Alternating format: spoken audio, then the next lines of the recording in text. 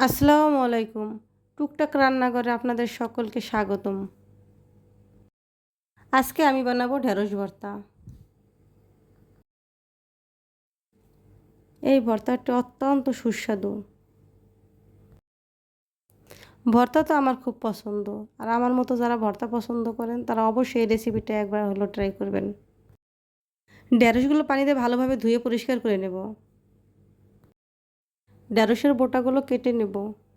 আমি এগুলোকে আস্তায় রাখবো, কাটবো না। ঢেঁড়সগুলো কাটা হয়ে গেছে।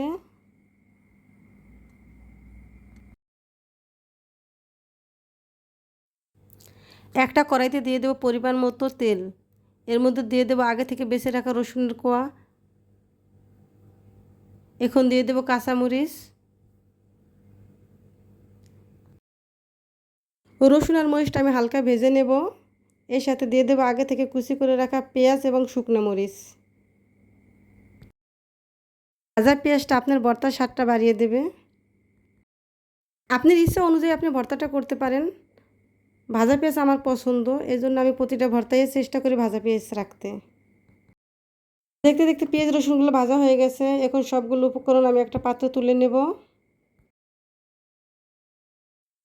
একই কড়াইতে দিয়ে দেবো আগে থেকে কেটে রাখা ঢেঁড়সগুলো আমি ভেজে নেব।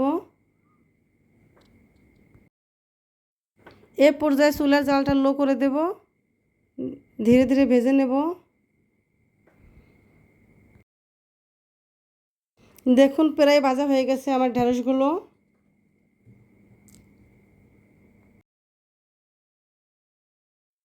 এই ভর্তাটা খুবই মজাদার একটা ভর্তা।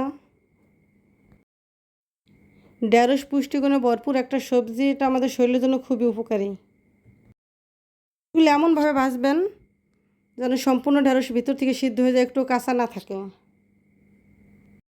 আমি একটা পাত্র তুলে নেব। করার জন্য ভাজা রসুন মরিচ একটা প্লেটে দিয়ে দেব। এর মধ্যে দিয়ে দেব লবণ। এগুলো এখন আমি ভালোভাবে মেখে নেব।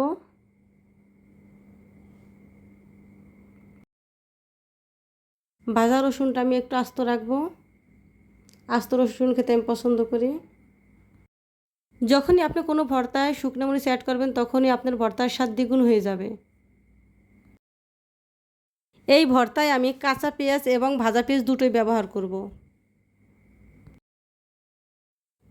পেঁয়াজ মরিচ মাখা হয়ে গেছে। এ পর্যায়ে দিয়ে দেবো আগে থেকে ভেজে রাখা ঢেঁড়স। পেঁয়াজ মরিচের সাথে ঢেঁড়সগুলো আমি ভালোভাবে মেখে নেব। কতটা লোভনীয় লাগছে ভর্তাটা! চমৎকার মজাদার একটু ভর্তা। এই পর্যায়ে অ্যাড করে নেব সরিষার তেল। সকালবেলা ভাতের সাথে যদি এরকম একটা ভর্তা থাকে তাহলে আর কিছুই লাগে না।